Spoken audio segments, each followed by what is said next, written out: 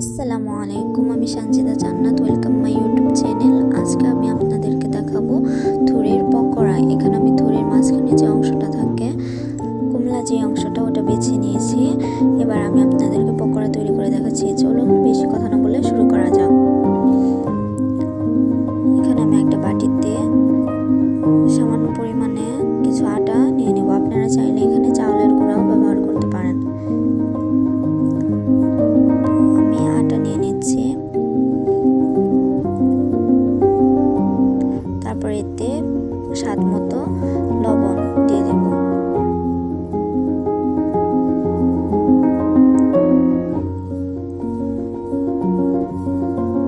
তারপর মরিচের গুঁড়া,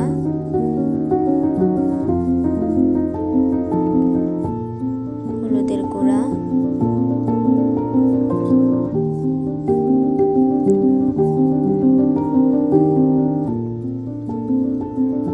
জিরার গুঁড়া দিয়ে ভালোভাবে মাখিয়ে নিচ্ছি।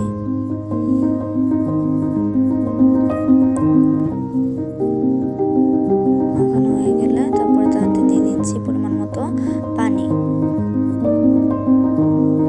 পানি দিয়ে ভালোভাবে মাখিয়ে নিচ্ছি।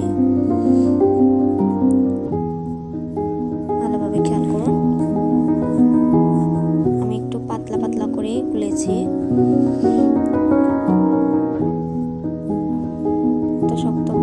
এত শক্ত বা এতটাও পাতলা করিনি।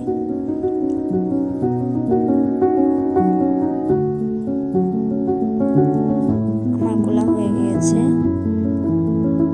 এবার আমি আপনাদেরকে দেখাচ্ছি কি করে থুরটা করবেন। একটা করে থুরের মাঝখানের অংশটা নিচ্ছি আর এভাবে আটাতে ডুবিয়ে এভাবে রেখে দিচ্ছি। একটু খেয়াল করুন, এভাবে আমি সবগুলো করে নেব। আপনাদেরকে বোঝার সুবিধার্থে আরেকটা দেখিয়ে দিচ্ছি। এবার আমার সব কিছু করা শেষ। এবার আমি একটা চুলাতে একটা কড়াই দিয়ে দিয়েছি। কড়াইটা গরম হয়ে আসলে তাতে দিয়ে দেব তেল। তেলটা কিছুক্ষণ গরম হয়ে গেলে তারপরে এতে আমি পকোড়াগুলো দিয়ে দিচ্ছি। তারপর দিয়ে সবগুলো আমি দিয়ে দিয়েছি।